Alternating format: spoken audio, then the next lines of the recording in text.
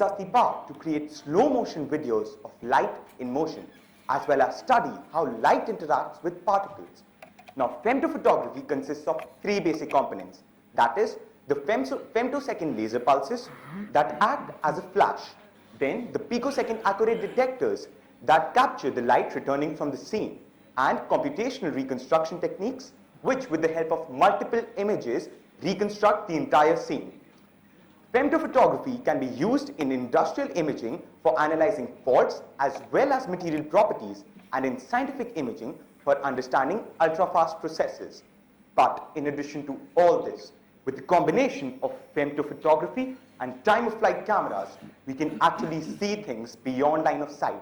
That means around corners, and that can change the way we see the world today. So, how does this work? Here we have an experimental setup. The object is hidden from the camera by this wall. So, a femtosecond laser pulse is generated.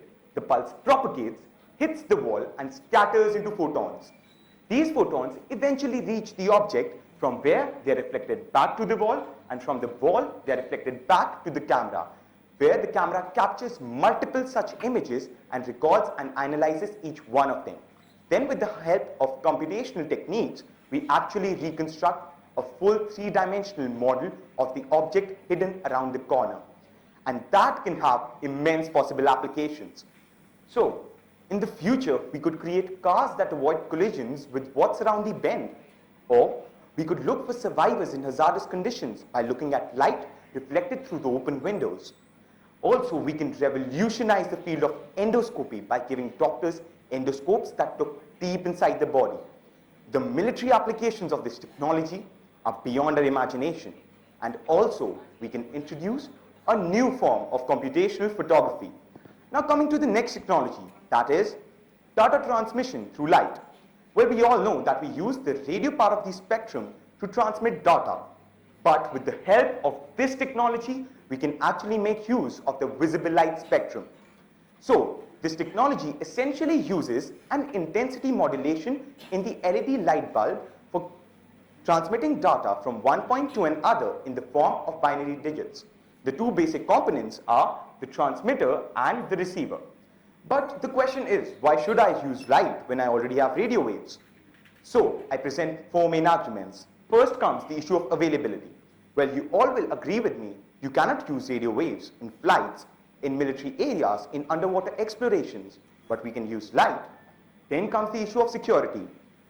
Consider this, you are in a national security agency and you are transmitting data through radio waves. What if this data is intercepted by your enemies? But with the help of light, we can securely transmit the data. Then comes the issue of capacity. Well, today we are facing a crisis known as the spectrum crunch. We are simply running out of spectrum to fulfill our data transmission needs. But with the help of light, we can actually have 10,000 times more spectrum that will end this problem. And fourth comes the issue of efficiency. We all know that LEDs are highly energy efficient. But when compared to the base stations transmitting these radio waves, they can save us a lot of money and energy.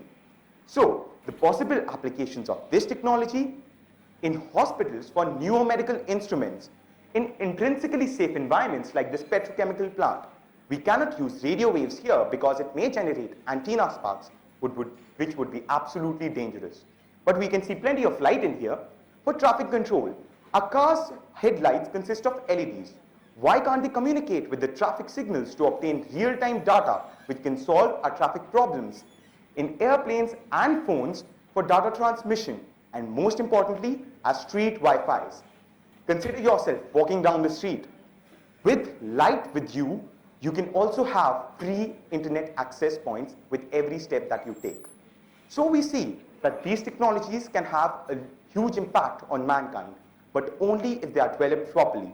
So it is a call for you all to think about them as practical solutions for our everyday problems.